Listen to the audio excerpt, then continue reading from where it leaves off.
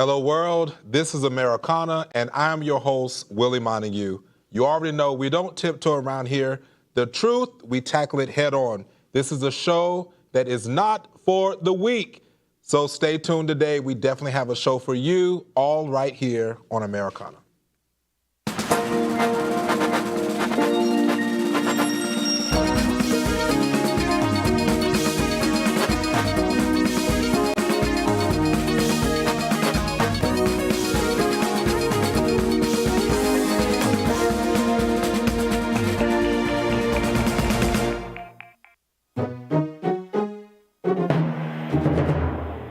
All right, y'all, as I said, we definitely have some hot topics for you here on Americana. Misinfo in black media, healthcare, shutdowns, and who gets blamed. Supreme Court rejects Kim Davis appeal. Same-sex marriage stands firm.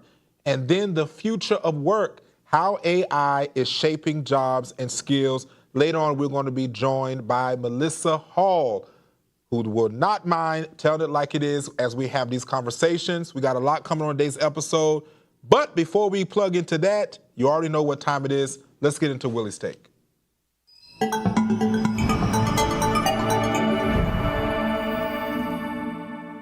All right, you guys, it is time for some alignment. You don't need to prove yourself to everyone. Some people were never meant to understand you. Validation fades, purpose lasts. Stay faithful to the process. Every delay has meaning. Every closed door protects you. Stop chasing approval. Walk in alignment. When you move with purpose, the right people will find you. The wrong ones will fade away. Well, speaking of fade away, there are some fading away going on with our political things going on out there in the world today, especially with healthcare. But we have a great person on the line today on Americana. Melissa Hall, welcome to Americana.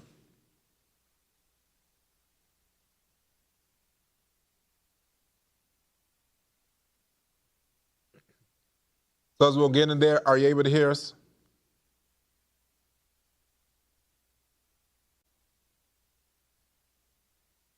We're going to talk about, as we dive on, bear with us, we have little tech issues there. But before we dive in, we're going to be talking about today misinfo in the black media, healthcare shutdowns, and who's to blame. Charlamagne, I hate saying the God, but it's Charlamagne the God, claimed that healthcare premiums will rise anyway because Democrats didn't extend tax credits, and argues that keeping the government shut for concessions hurt the people. But Roland Martin calls it intentional disinformation. Woo, what is going out there in the black media world? So when these figures like this clash over facts, who keeps the listeners honest and who sells the narrative? Melissa, are you with us? Bear with us. I can tell you as we prepare for this, we definitely have some issues with our black media figures. Of course, they've been clashing from the beginning with information or disinformation. I am not a fan of Charlamagne the God at all, but he does have a point. I believe that regardless of what the Democrats were going to do, they were not going to be able to win. In fact, one of the senators even said that going up against President Trump was a huge mistake because they were not going to win. And here we are seeing right now that the shutdown went on for 41 days. It took an extremely long time for them to realize they were not going to get anywhere. So here we are now on November 12th with our economy almost near a decline. We're seeing Charlamagne the God, Roland Martin coming at it over this health care, because this is the big part that people are missing, that when it comes to our seniors, it comes to people who are not able to go out and work like other people. They're suffering at the hands of what took place during the agreement that between the Republicans and Democrats, saying that some of the subsidies was actually removed. And I'm seeing that now. I can tell you personally, I've already been seeing that happen kind of with us as far as what I do at my organization, getting phone calls about things that can and cannot be done based off of some of these things. So, Melissa, have you joined us? Okay. So the next thing is, if healthcare premiums are jumping already, is the shutdown a fight policy battle or a messaging disaster? We already know, you guys, that what happened with the shutdown was definitely not the right message, especially for Republicans, and I believe also for Democrats. I heard a lot of people say that they are turning the way they're going to vote come midterm election, and so it's going to be disastrous. Melissa, are you with us?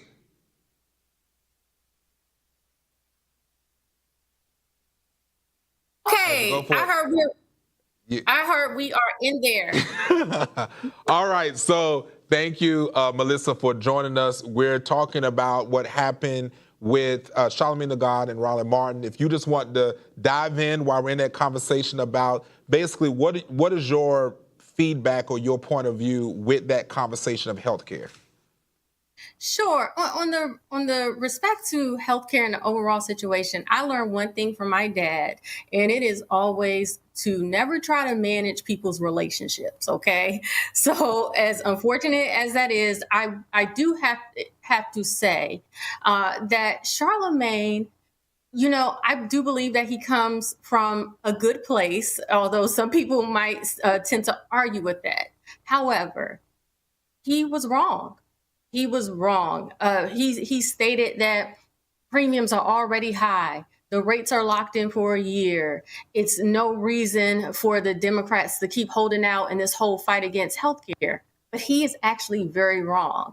And let me tell you, actually, the health insurance companies, they saw that this was coming a mile away, that the subsidies might not be extended. Okay. So what they did, they actually submitted two rates to the CMS, Center of Medicare and Medicaid Studies. That's the government body ran by RFK, who oversees the marketplace. And they submitted two pairs. One pair if the subsidies were extended, and another pair if they weren't. And what would happen if the subsidies are passed, which I think they will be, eventually the government will have what we call an SEP, special election period. It happens all the time and they run year round, where they will allow people to enroll in a healthcare plan at the subsidized rate. So, so you don't believe that what Charlamagne was saying, that the Democrats, this was already high premiums. When I looked at my premium, it seemed to be some people say that they don't know how I end up with that high premium, but it goes back to when we talk about healthcare, we believe that people need to have it, and there's already a place. If you go to the emergency room, they have to see you by law. No one can turn you away, of course, in those kind of situations. But for me, it's like, what is it that Democrats are wanting? Like, what would satisfy Democrats in their whole search for the perfect healthcare plan? Sure. Well, when it comes to Democrats and as a whole, at the end of the day, people want free healthcare. That's what they want. Okay. Eventually, we will get there. I do believe that. But at this time, people want affordable healthcare. That's what Democrats want. They want affordable healthcare. They want people to be able to go to the doctors if they are sick. That is what they want. Now, what happens with that? Because this is where some people say, well, now, where does it cross over? Because we look at Canada, and when does that cross over to that whole socialist movement where it's like everything, your education is free, your health care is free, but who pays the cost of that? Because we're in trillions of dollars of debt as it is as the United States. And right now, I think we're looking at each person in the United States, even those who are being born, would have to pay basically $100,000 a piece to be able to even touch us getting out of debt. So who would pay the cost of this free health care that we probably are on the trajectory of getting to? Well, you got to ask yourself this, right? How much is your life worth? How much is your life worth? Okay. If you need a kidney and it is $500,000, you would say that you were worth that $500,000, wouldn't you agree? Yes. Yes. And that is the question here that we need to ask. How much is your life worth? And we are all going to say it is priceless. But I'm going to tell you this, places like Canada, places like Europe that have the universal health care, they have to answer that question. Okay. Now, I'm not saying that I agree with universal health care, but it is a lot that comes with it. First things first, as far as the cost, you asked that question. What they do is that they raise their taxes higher. Okay. However, if you do need something, let's say you do need a kidney, they go by, how much money you make, how much time left, like your age, right? All your other pre-existing conditions. Have you already had children? Is it somebody who depends on you? Are you going to go back and Now, Melissa, mess your kidney? don't go anywhere. Sorry, I got to interrupt you. We got to go on a quick commercial break. When we get back, we're going to continue, but we're going to have a different conversation after that. So we got to go on a quick commercial break. You guys, don't go anywhere. We got with us Melissa Hall. When we come back, we're going to talk about what the Supreme Court just did with Kim Davis' appeal for same-sex marriage. So stay tuned. This is Americana.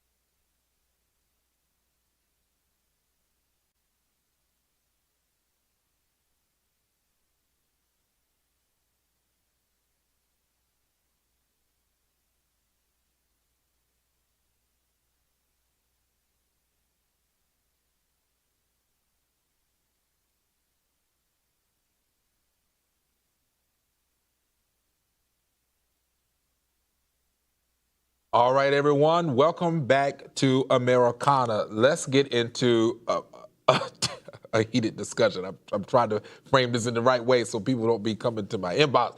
But anyway, in a significant move, the U.S. Supreme Court this week refused to hear the appeal of former Kentucky clerk Kim Davis, who was sued for denying marriage license to same-sex couples after the 2015 Obergenfeld versus Hodges ruling. The decisions leaves intact lower court judgments that found Davis violated constitutional rights and reaffirms that same-sex marriage remains settled law in America. Melissa, does this Supreme Court's refusal to hear Kim Davis' appeal confirm that same-sex marriage is no longer up for debate, or is it just a pause in a deeper cultural battle? I think it pretty much seals the deal. Same-sex marriage is going to be here to stay. You know, what alarms me with this part here is how we have people will fight, because when this happened, and mind you, it's almost like it was 2015 all over again. I'm looking on my social media and people are popping up and they're like, I'm putting on my rainbow earrings, I'm going out and I'm partying. But why do we not see that level of tenacity when we talk about people who are heterosexual couples? Why does it seem like it's always this type of conversation that hits the headline and is celebrated? But do you see people having, heterosexual or straight pride parades? Oh my goodness, you're trying to get me in trouble here. Well, I mean, listen, we have weddings, okay? We have weddings. So, that's pretty much where we're at on that. But listen, I saw this Kim Davis lady. Have you seen her before? I've never met her in person, no. But I remember the case. Well, if you look at her on TV, she is a straight Looney Tune, okay? Straight Looney Tune. Do you know this lady spent 6 days in jail over this thing? Oh, wow, okay. Now, I remember that part. See, I was in 2015, I think I was just coming into Florida, and I remember this happening because I actually remember the attorneys that work with this, and it was interesting because I felt like, she was really fighting for this because she believed that was her right as an individual, her moral compass, not to sign for these marriage license. And so going this, do you think that there will ever be a setback, though? We talk about religious liberty, we're talking about necessary defense of equal rights, But when does that oppose on other people who don't believe that way, though? That's what is getting me. If this is constitutional, what stops the other part of it where we may not want to have to see it or it's pushed down our throats? Right. No, I understand, like, looking at it from the opposite end, right? Just like kind of what we're seeing with the whole debate with abortion. Okay. So I get it. Could there possibly be something done with this administration who's very conservative, who's kicking transsexuals out of the military? Really? Who knows? But I Well, do wait, know now, wait a minute, but listen, now, wait a minute. It's not just yes. kicking them out of the military. I don't want someone that chopped off their penis to be in front of the front line out there trying to fight a battle now. Why not? Why not? Listen, if they can shoot a gun, I'm not going out there. Are you going out there? I'm not. Hey, I would if it stopped somebody from removing their breast to think they're a dude. But Listen, nonetheless. if a woman, I'm gonna just tell you like this. If a man wants to wear a skirt and high heels and go out there and fight the Chinese for me, please do. Okay, so I can stay home. Okay, so I can go get my nails done and my hair done. I salute you, sir. Thank you so much. Matter of fact, I'll buy you some red bottoms. I have no problem with it. Look, this is the thing. We're not fighting the Chinese when we're going down there eating that chicken that's been in 3-day-old grease. But anyway, we're moving along. So how do you think that this will cause like clashes between faith-based conscience and government mandates in the future? So this is my issue, and I really thought about it because listening to Kim, that's what she talked about. She talked about the Bible and all these things. And I'm gonna tell you one thing: I am a faith-based person. Jesus knows my name. I pray to Him so much. I'm sure He has a restraining order out on me. Okay, He's tired of hearing from me. But I will say this: you know, the Jesus came. He said for Him not to destroy the law. Right? When this lady signed up for this position, she knew this was the law. Okay, follow the law. Like the Bible says, follow the law, sign those certificates. If you don't like the job, do something else. Okay, do something else. Because this is the thing, she's an elected person, elected. She knew what the rules were. She knew what the law was. Okay, that's like you filling out a fake resume or giving a fake resume for a job that you really don't know how to do. So right. That's on her. Ooh, okay, all right. We can stay there sometime, but we're gonna move on to our final topic for today, which is the future of work. How AI is shaping jobs and skills. Y'all, we just can't shake AI. AI is everywhere. By 2030, around the corner, around 30% of U.S. jobs could be automated, and 60% might see their tasks significantly modified due to artificial intelligence and related technologies. Now, before we get into this, you know what drives me insane? I'm going there. I just want to go get me a Baconator and some fries, some chicken nuggets and signature sauce at Wendy's. I drive up to the drive-thru, and here is this AI that is taking my order, and it's slower than the person who was working there. I don't think AI is doing the job it's supposed to be doing. It should not take me 10 minutes to try to order some nuggets and some sauce. But anyway, in an era where AI is automating tasks at scale, what kinds of skills will distinguish workers and professional 5 years from now? You ask, well, according to my research, they said like basically all white collar positions that you kind of use your mind for, those jobs, entry level, are going to be eliminated. However, Elon Musk, when he was on Joe Rogan, he said any job where you have to manipulate matter, okay, meaning like if you're a plumber, electrician, working in a factory, some of those positions, then you should be okay for the next decade. That's interesting with that. But I feel like we could change that narrative if we got out there, because we do have a lot of lazy individuals. This generation is one of the laziest ones I've ever seen. Between the Gen Z, the Alpha, and the Beta coming up, very lazy. But in other words, is this shift towards AI-driven work a threat to job security, which you kind of answered, or is it a chance for new careers? Do you think that people can work alongside AI in this future? Well, Definitely it is a shift to job security with the current positions as we know it, right? But in every society, it evolves. Like, for instance, 50 years ago, they had what they called a switchboard operator, a lamplighter.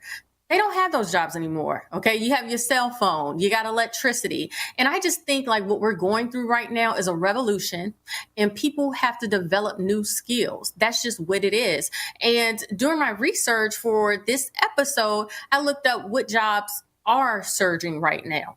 And one of them, and I think it goes back to the issue of humanity here, okay, was it was called an AI prompter. So basically it's somebody who writes the prompts for like a chat GPT or AI so it could actually tell it what to do. Because what is happening is that there is a gap between what we want and how to get what we want and translate that to AI. And I've seen that. This is why I'm saying that we still need human interaction, because these little AI robots out here, it's a lot. You got people marrying AIs. You got people out here, Yes, doing is a lot of psychotic things going on out here with these AIs. And so for me, what responsibilities, as we're getting ready to go, what responsibilities should be put back on the companies to make sure that there's proper training so people can keep their jobs, not be replaced? Sure. I think that these companies have a responsibility, number one, to keep us safe. AI, they didn't experiment with it. AI, the Claude, when it was told that it was going to be, I guess, dismantled, it actually went and blackmailed the engineer and threatened to tell about its affair to the wife, right? So I think that I know that companies have a responsibility to protect us from those types of things happening. Basically, AI thinking for itself and trying to harm humans and having its own, becoming sentient beings, right? It's just almost like cloning. Cloning is a real thing out here, right? And then when the clones try to take your life and you can't control it anymore, it's the person who develops its fault. So they definitely have that. Also, our privacy, and also it comes a point of owning our image as well, right? Really, if you put a picture of yourself in, let's say, a chat GPT, who owns that? Well, right? Melissa, I have to pause you. Our show is coming to an end. We're going to bring you back. Aww. Don't worry. But I definitely thank you. You brought some fire today. So thank you so much, Melissa, for being with us on Americana. All right, you guys, that's all for today on Americana. I'm Willie Montague. Grateful you spent your time digging for truth with me and Melissa today. We'll be back tomorrow, same time, same place, right here on AFROTV. Don't go anywhere. We're keeping it live. Stay firm, think freely, and never trade your truth for comfort. Have a great night.